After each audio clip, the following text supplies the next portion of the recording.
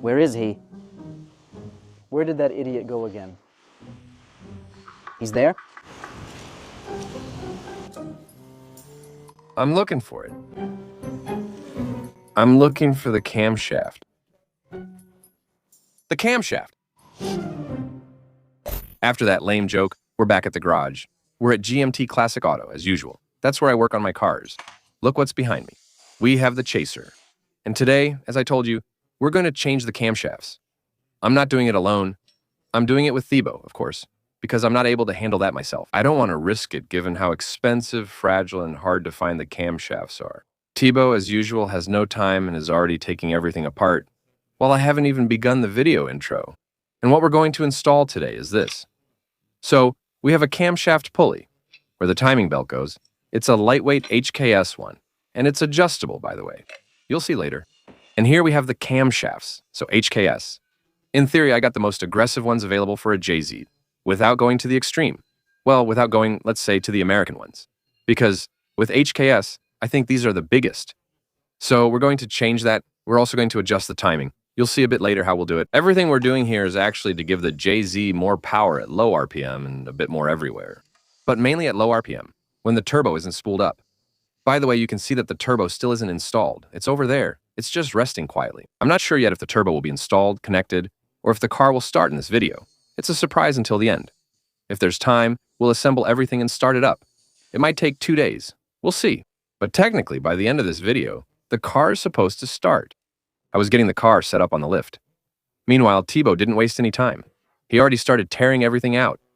He took off the oil breather hoses for me. Now he's removing the wiring harness. I see you've already started unscrewing things there. We're clearing space since we'll be working. We'll remove the camshafts and everything, and won't leave the wiring harness in the way. Yeah. Thanks for the fender. It's okay, it's free. All right, let's lift it. We'll drain the coolant. I'll leave the valve covers on. At least that way they won't get dusty while we drain it. We'll take them off at the last moment. Yeah, I'll go get the tray to collect Gisette's blood because, by the way, I bought some Mon Cool that we'll add in there. So, normally you have a little tap. Yeah, it's like the first time... No, I don't remember. I installed this radiator almost a year ago. We've had the vehicle for over a year now. Has it been a year now? Now? That's the oldest one. The timing job. We did it almost as soon as we got the car. But there wasn't this radiator. But I think on the old one, too, there was a cap. So it's going to leak over there, thank you. There we go, we'll wait like that. We'll go have a coffee while it drains. Yes, all right, okay. It's okay, it's almost done. Turn from underneath, you need to let a little air in. Yes, with the cap, I'll take care of it. Go ahead. Right, let a little air in? The blood of Jay-Z, oh yeah, damn. You need to take care of that one and keep it safe. It still annoys me. The timing belt is a real headache. You should have planned better. I hope you learned from last time and ordered your SP sets this time. Didn't we give you enough of a talking to with Jesse? Both. From Airbacum? No, still not? But didn't you tell me that I had to order them here? We already told you at the first timing belt job, both Jesse and I. No? Yes, but man, I don't remember. Hey, message him and tell him, yes, we told you.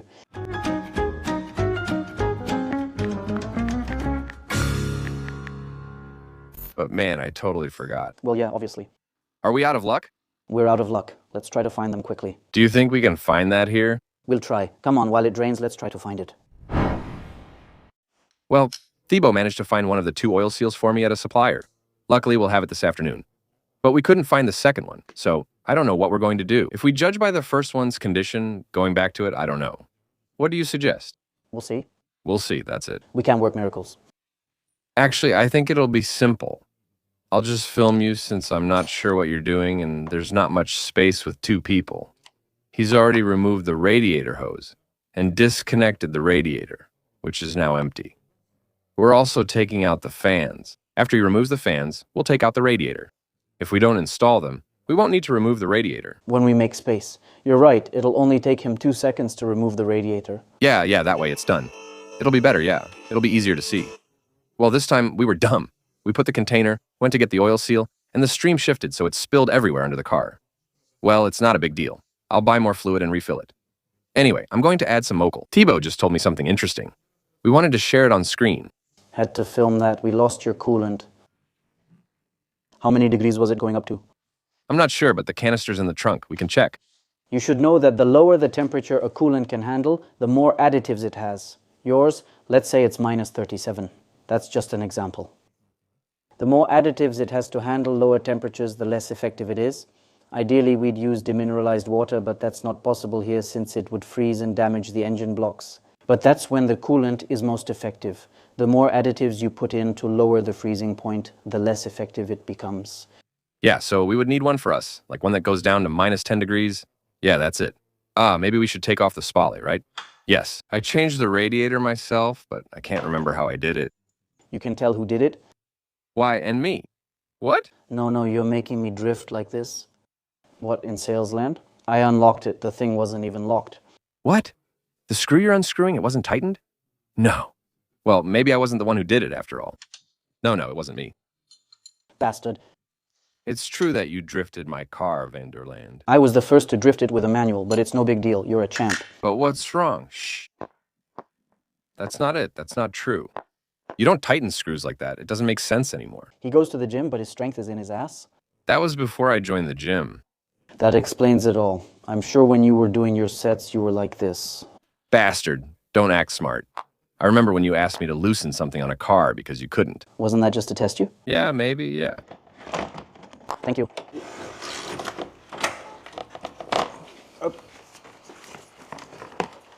Perfect. Right away, there's more space. Perfect. Now we've got enough room to work. Yes, okay, next step. We loosen the tensioner. We remove the accessory belt. Yes.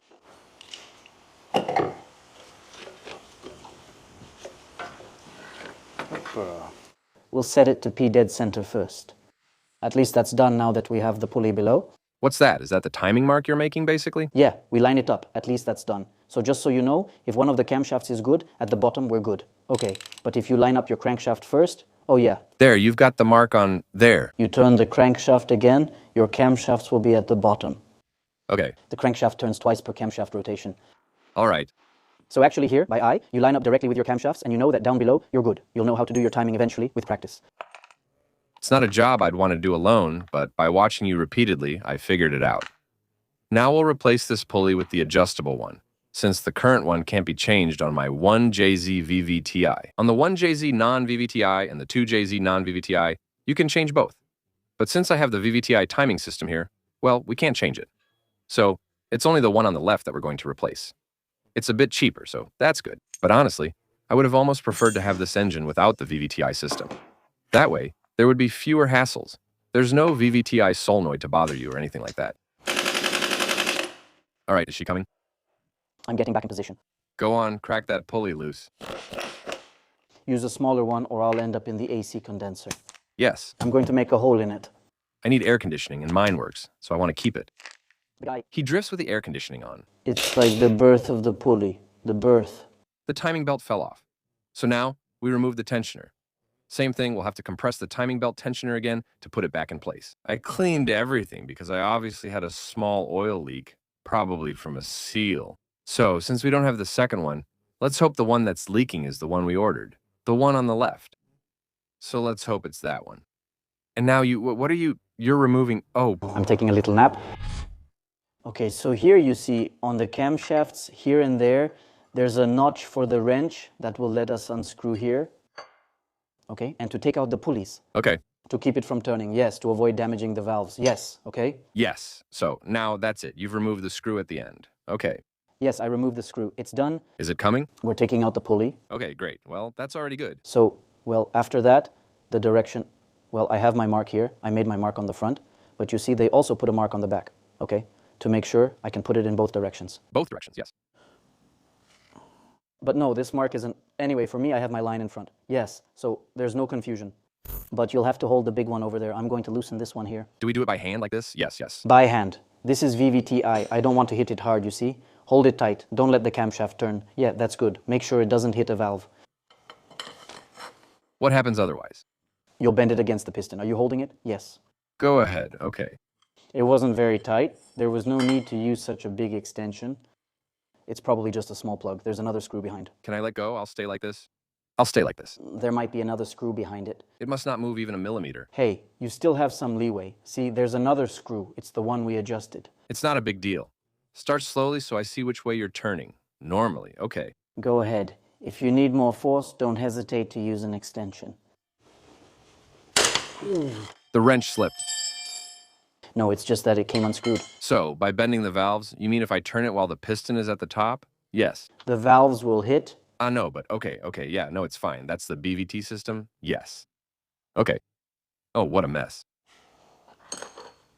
All right. We can take out this plate now. You know, sometimes I really wonder what we're getting ourselves into with this guy. Why? Did you see the passion we have? Oh, but it's so great. I'm really enjoying myself. Damn, not me. No? Oh, no, there, because it puts pressure on you? Yes. Way too much. You're replacing a part. What do you expect will happen? That we don't put it back together wrong, that we forget something, that it breaks something, but no. No, you want to turn your camshafts and mess up the timing. You'll end up ruining everything. Hey, come on. You want to start messing with the timing? Okay, we'll mess with it. Don't worry, you'll see. All right, now we're disconnecting the oil supply from the VVTi system. Which I had already removed to make my fuel circuit. By the way, it's a banjo fitting with a small tube attached. Be careful, it's going to leak oil, by the way. But anyway. Affirmative, that's not my problem. Yes, all I hope is that... Why are you taking it off, actually? We're going to take all that out. All right. We're going to unscrew it here. Soon the butterfly will annoy you. I hope it stays on. I see that. I see we're getting there. Because butterfly, no.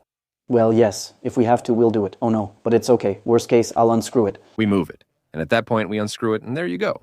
Yes, that's better. Meanwhile, look, we're going to get oil everywhere here. We have no choice. Put this in if you want. Thank you. Very kind. Bitte. Ah, Jesse. We called back about the equipment to replace the seals, since Thibaut already took them apart. I'm not putting the seals back on like that. He's not happy. No way. The dry ones, that's all.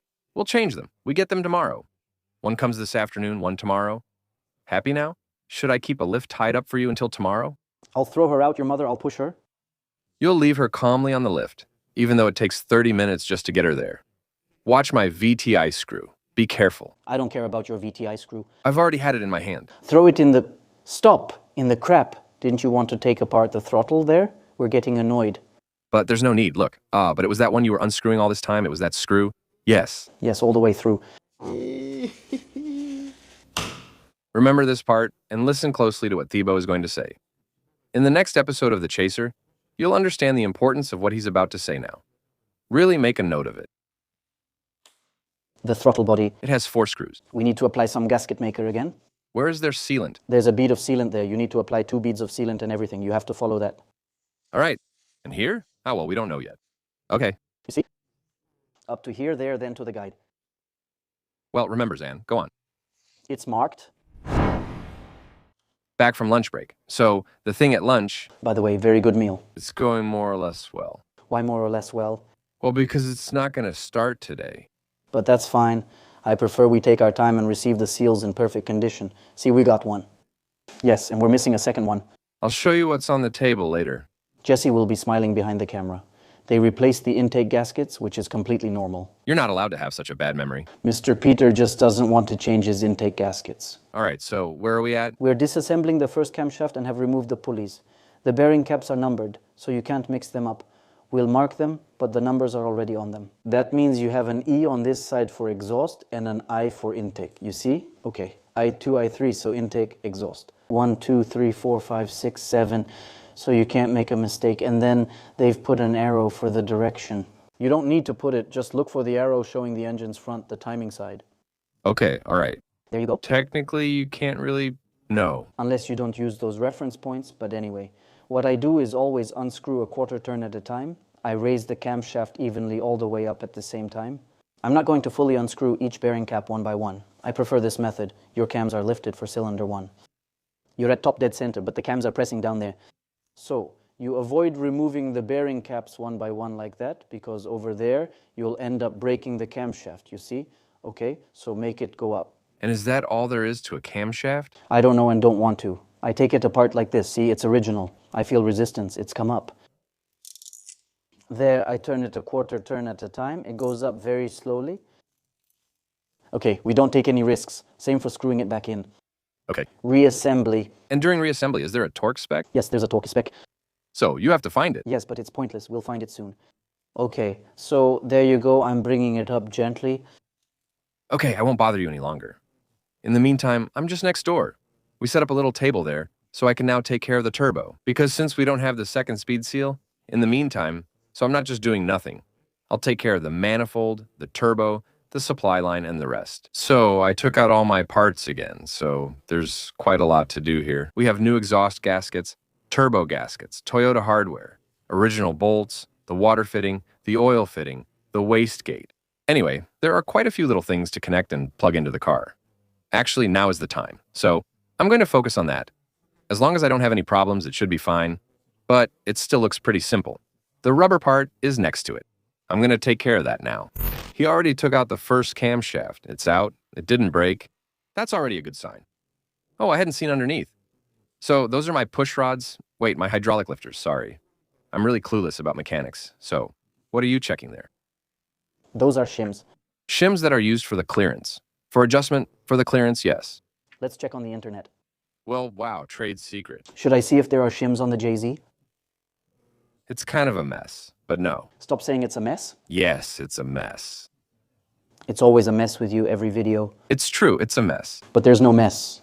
Well, a little bit anyway, you know. There is some shimming to do, and then it'll be normal. Yeah, well, that's not all, you know. Basically, let me explain. We were installing the HKS camshafts, and Thebo noticed there were shims on the hydraulic lifters. So, as a result, there is indeed some shimming to do. But we don't have the shims. We didn't know if the hydraulic lifters would actually work with these camshafts or not. Apparently, the original hydraulic lifters will work. But still, we have to do some shimming. We'll keep our fingers crossed. Anyway, we're not going to put a lot of pressure or anything at first. No, but it's not a question of pressure. No, but I'm talking about the hydraulic lifters. No. No. At some point, your hydraulic lifters can't handle the extra lift you've added, especially at high RPM. You might risk breaking them. It's not a question of pressure. All right, no, but I was actually talking about horsepower, that's all. Okay, that's really it. Well, so, we're off, we're installing them now, so the first camshaft is in place. It's not tightened yet or anything. To do your shimming, you first need to tighten them. And do you have to reassemble the timing, or do you just need to tighten them to check the 0.30?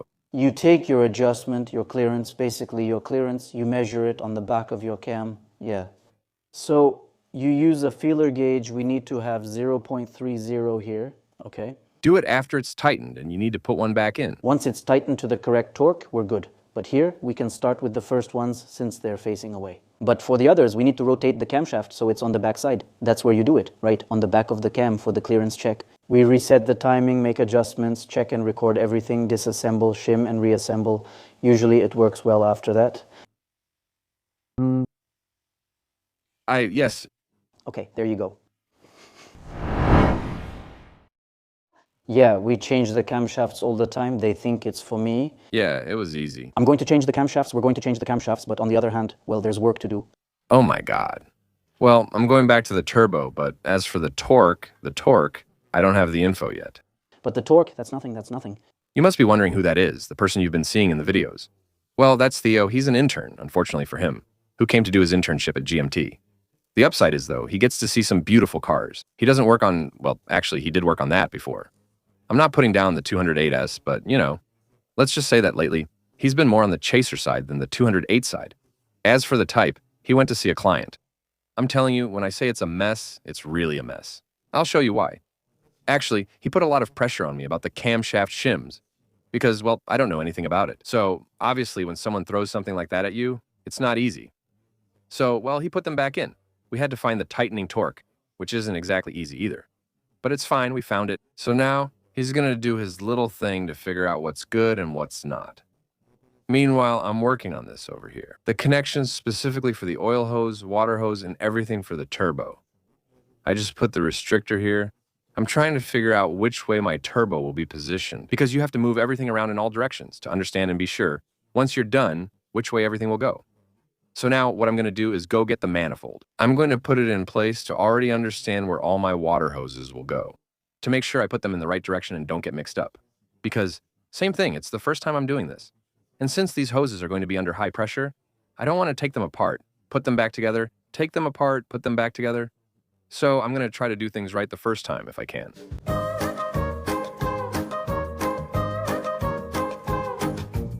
can you do me a small favor, please? Can you just hand me 2 nuts there in the manifold? It's falling off.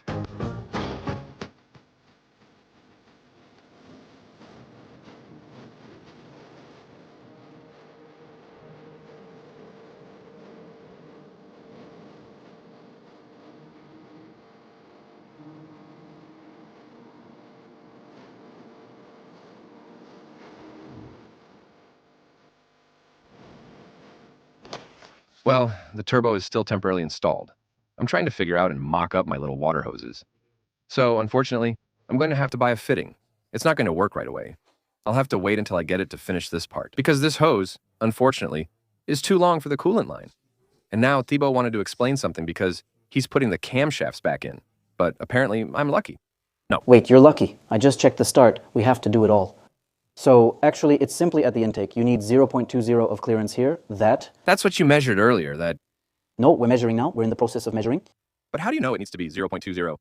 Technical manual tells you the needed clearance? Yes. It's in the documentation. Just curious, where did you get it back then? You adjusted rocker arms and checked technical manuals. Now you... In the documents. Arbocane, HKS... There's a spec sheet that tells you what it should be. 0.20 intake, 0.30 exhaust. There you go. You always have to... More on the exhaust because it heats up more, so the pots expand more. You always need more on the exhaust. That's how it's always been. Okay. Actually, I have feeler gauges. I use a 0.20 feeler gauge placing the cams facing up, and it goes on the back of the cam. As you can see, my 20 shim fits through easily. Okay. So that's good. Now my 0.25 feeler gauge doesn't go through. All right, so the clearance is good, you see. Okay. That means we're at 0.20. It should be about plus or minus 0.03. So here, we're good. Okay?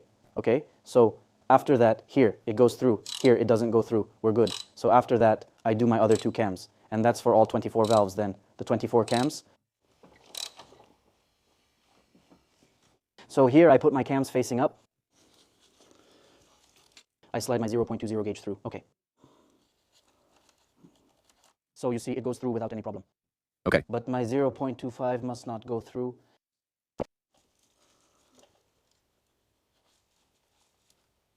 It doesn't go through. Okay, what if the 25 does go through? Well, then there's too much play. In that case, we would have needed to change the shims and take everything apart again. We'll install thicker shims, recalculate, then remove the camshafts again to swap them. Oh, right, so... You calculate, like, if the 0.25 fits, then you have to put the shims back in. Then I try the 30 and so on. If the 30 doesn't fit, you need 0.05 more. So if the 30 doesn't fit but the 25 does, that means we need to thicken the shim by 0.5. So we take it apart, measure it with the caliper, see how thick it is, add 0.05 to it, and order it. There you go. All right. There's a good chance that out of the 24, we're screwed on at least a few of them. Is it because they wear out or aren't the right ones? Because your valves move in their seats and everything shifts afterward. But anyway, so there you go. We didn't do any work on the valves, so if they were fine and the camshafts are... Can you imagine? We changed the camshafts. It's surprising you don't need to touch the shims. Actually, it wouldn't be surprising. It's Japanese, man. It's surprising. No, it wouldn't be surprising. Is it HKS? Is it Japanese? Well, of course. I don't know, but Japanese or not, it's still mechanical. You just change the camshafts. Yes, it's Japanese mechanics, but listen. For now, I'm surprised. I'm really surprised. I wish you would be surprised again. Me too, that way at least I asked for my pulleys again. I changed my oil seals, that's it. I lost my 0.25 shim. All right, I'm going back to looking for my little fitting. End of the day. We made good progress. It's okay, we did well. I got incredibly lucky. That means I didn't film. Sorry, I was focused on the turbo. I'll show you later. Thibaut did all the adjustments on the hydraulic lifter. All the clearances are good with the HKS camshafts. So now, we're going to stop for tonight. It's 6 p.m. We're going home. The manifold is just set in place for now. Honestly, it should have been easier to install than this. I don't know if I mentioned it earlier, but basically, at the bottom, you're supposed to put in some bolts. I used 2 studs since the bolts don't fit because of the manifold's shape. That's just a detail. So right now it's just loosely fitted with 2 bolts to see if I could install it with the studs underneath. So that's good, it fits. We're just waiting for the second oil seal for the camshafts, which will go here. So we don't have this one. This one, he changed it. I hadn't even noticed. You see, it's right there. Tomorrow morning, we'll get the second oil seal. I'm refocusing on all of this. So I did it, that's it, I didn't film it, I'm sorry. The oil feed and the turbo oil return that goes into the engine sump, that's done. It's in place. No problem there. I've tested all my hoses, all my fittings. Everything is good. Nothing is missing. The kit is working pretty well. That's a good thing. As for the turbo, it's good. I finished securing what needed to be secured. That's my oil return. There are the water inlets, the water returns, and the oil inlet underneath as well. Normally, with the shape it has, it's good. I don't need to rotate it anymore. There will always be some adjustments anyway. I was also taking a quick look at the wastegate before leaving because I don't know much about that. So Thibaut and I looked at where the banjos go and how it all fits together. I'll check online tonight for info, but we've probably already understood how it works. The old camshafts are here, and normally if everything goes well, will they start up tomorrow or is there still stuff left to do? The boat is sinking. We're already standing in water. Give me a nod if they're supposed to start tomorrow. Yeah, okay, no, a real nod. Well, it's certain that tomorrow they'll start up, okay? So normally tomorrow it'll start. It's the second day. We're back. It's 9 in the morning. Normally the car's supposed to start by the end of this video. So by the end of this day, I'll finish installing the turbo, making the connections properly and everything. We're waiting for the second camshaft oil seal. And when it's here, for now, the engine is still covered like this. Thibaut, he's over there. Right now he's working on the worksite cars. Well, I mean, from your garage, sorry, for clients. And as soon as the second oil seal arrives, at that point, we'll install it in the car. And normally it shouldn't take too long before the first start. I'll finish everything related to the turbo and the rest first. It's going to be a bit annoying because you have to put everything properly in the fuel and all that. I'll show you, you'll see. But it's okay. Let's say the hardest part is over. So yes, last night I left you saying I needed to read up on the wastegate. So that's done. Last night at home I thought about it, studied and understood the system. So for those who don't know, first of all, I think I didn't necessarily choose the right model since I have 2 inlets and 2 outlets. There's one here. There's another one on the other side. Choosing this model wasn't very useful. But it's okay. It'll still work because it comes with little plugs. So we'll just block off the unused wastegate port. So it's very simple. Basically, I'll show you the diagram on the screen so you can understand more easily. So there's a top inlet that will push, a bottom inlet that will also push. And in the meantime, we'll reconnect our max solenoid valve to manage it and to apply more or less force. All right, Thibaut and I agreed that inside there's a whole combination of springs to set your pressure. Because you don't necessarily need a max solenoid, but what we're going to do is set up the entire internal configuration to have 1 bar of pressure. And if we want more, that's when the max solenoid will take over. But at the very least, the car will always have 1 bar. We'll be able to change them. You just need to remove the screws around it. We change the spring combination to get 1 bar by combining the blue and red springs. This lets you reach any pressure up to about 1.7 bar. First, I'll set it to 1 bar and attach all the small hoses to see which fits. Then I'll make a quick mock-up with the turbo, and then we'll put everything in place. So, look, here we are on the list. So, here we have 1 bar. Well, a 1.03. So, 1.03, I need the red and green springs. So, green. So actually it's, damn, but come on, say it. Everything is already set up. It's the ones that are already in there. Never mind, I won't show you opening it. So yeah, actually you can see it here when we open the wastegate. Look, you can see the red and green inside. So it's the combination of both that will get me to 1.03. It's like it was already planned, so well, in the end, that's it. These are the ones that come with the wastegate. No need to change them, so it's fine. I can actually start making my little diagram, just as a draft.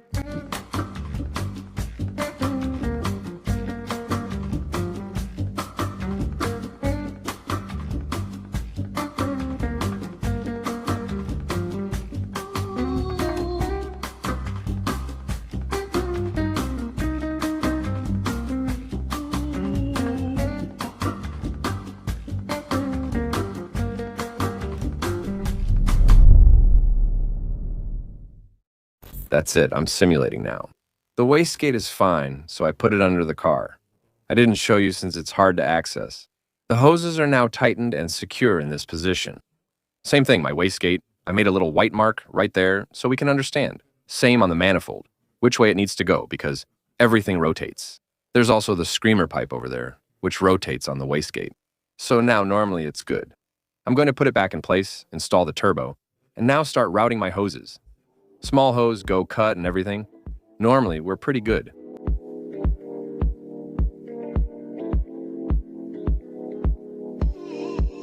So now I'm at the stage where I'm actually trying to reposition my boost solenoid. So normally I'd made a temporary bracket and it was there. But now that's not going to work at all because all the hoses actually go toward the back. So it would be kind of stupid to bring all the hoses back to the front.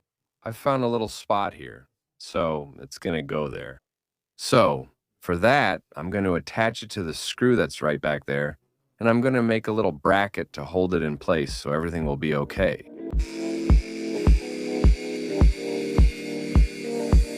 There we go, I finished my little bracket. Now I'm painting it black so it's more discreet. So I made a little notch, the little washers. I have my screws and everything to attach my solenoid. I'm temporarily securing it here with 2 zip ties so I can calmly start working on my hoses. Well, it's been a little while since I filmed because, honestly, we were working hard and what I had to show you wasn't very interesting. It was mainly about disassembling and reassembling things repeatedly. Now we've made progress and I'll show you the camshafts are finished, installed, and torqued to spec. Valve clearance was checked, as we mentioned. The timing system has been reassembled, the HKS pulley has been installed, and we moved the intake timing back by 1 tooth. So now, it's not really aligned with the mark anymore, but if we set it straight, the mark here will be just a little bit off. So we moved it back 1 tooth, following the good advice from Teddy, who actually does the tuning on all the cars, and also from Tony, the guy who had the 1,200 horsepower stripped Supra. They were the ones who advised me to do this. Tony sent me a photo to confirm I didn't make a mistake. Thibaut moved it, so we should be fine now. He spun it by hand, nothing is touching all. Okay. I installed the manifold for the turbo. I just finished the final installation of the exhaust manifold. So now all the bolts should be tightened. I won't have to go back to it. I had also installed the wastegate permanently. I took it off, of course, took it off, put it back on, took it off, put it back on to tighten the bolts underneath. That really got me frustrated. I can't put it back on anymore, so I'm going to let Thibaut handle it because I just can't get the clamp, which looks like this, back on. That's it. And actually, since the access is a bit tight, I can't really hold the wastegate and put this on at the same time, so I'm going to let him do it. Now, I'm going to put the turbo in place, hopefully for good this time, and then I'll start slowly. Oh yeah, maybe I didn't mean to do that. I'm going to show all the wastegate hoses. So this is what's connected to the wastegate. These are big rubber hoses on which I added a thermal protection sleeve. Since it goes next to the manifold, it was definitely better that way. And actually, here, you have all the hoses connected to the wastegate protected by thermal insulation. Now, this one is a bit shorter because I didn't have any more left, unfortunately. So I ordered more, I'll replace it. And so, the max solenoid, which is installed here on its little bracket that I made earlier. So, it's there, it doesn't move, it's permanently placed here. The wiring harness still goes there, unchanged. Thibaut's going to put the rocker covers back in place. And while he's finishing up a customer's car, I'm going to position the turbo and then connect the water, oil, and the rest. That, too, gave me a lot of trouble. It's the oil return. It's absolutely temporary just to start it up because it doesn't have, well, how can I explain it to you? When the turbo's in place, the oil return that goes straight down, I just can't get it through the manifold at all. So the only way was either here, but there it's crushed, or by going in from the front. And basically, I put this tape here because actually it's probably going to rub against the manifold once the turbo is in place. I bought an oil return with a metal tube that you can adjust, which I'm going to run all the way down. So this is really temporary. I'm going to take the turbo off again, for at least a week anyway. The car isn't going anywhere. It's going to stay here for a while until I get that part. Now, let's install the turbo.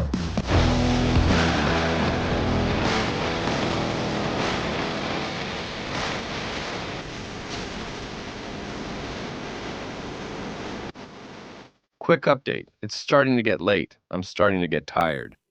Him too, by the way. No, not at all. No, because you didn't work on this all day. I did other things. I'm handing him the mic because he doesn't have a mic. Basically, the turbo is water-fed here, with water lines on both sides. I'll handle the oil supply here. The oil return is done. I'm installing these 4 screws. Next, I'll make the piping for the exchangers.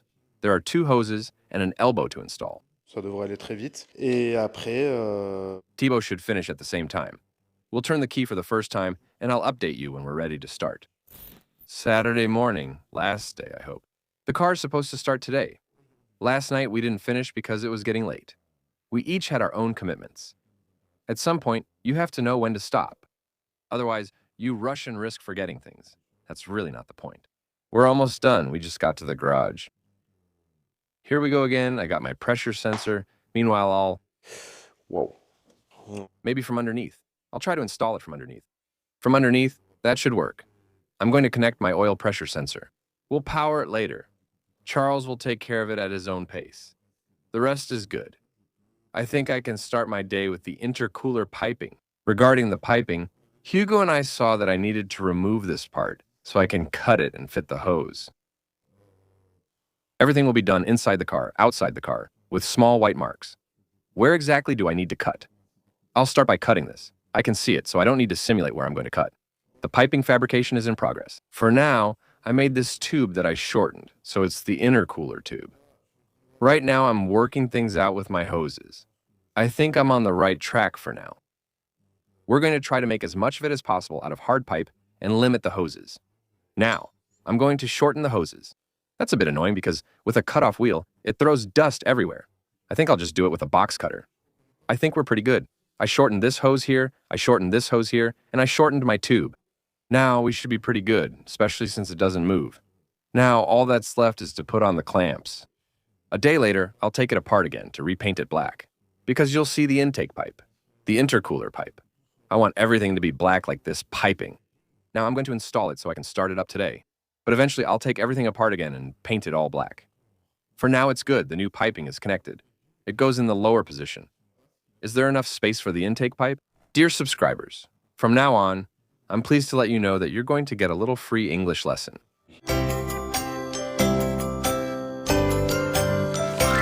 Peter's English lessons. The piping is ready to start engineering. What terrible English he has. My English is very good, but I'm French. Sorry for my English. This is my new piping for my turbo and to start engineering. Oh, no noise, no noise. It's hard and it's hard and it's hard. Bend. Poor friend. We'll have to sort things out with English. It's okay for my piping to start my engine with my big turbo. And now, connect the wastegate. This little free English lesson is now over. The video, of course, is not over yet. But if you've made it this far in the video, write in the comments, United Driver. That will mean you approve of my perfect English accent. Moment of truth. We remove the fuel pump fuse. Thibaut will turn the key for the first time to build oil pressure.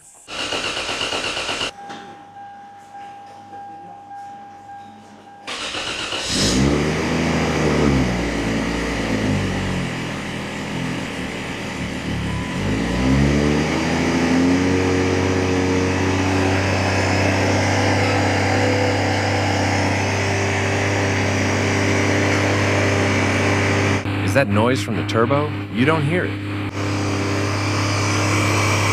But not your same request. Oh no, it's here. It's the idle. Okay. It looks good. Check that there are no leaks. And there you go.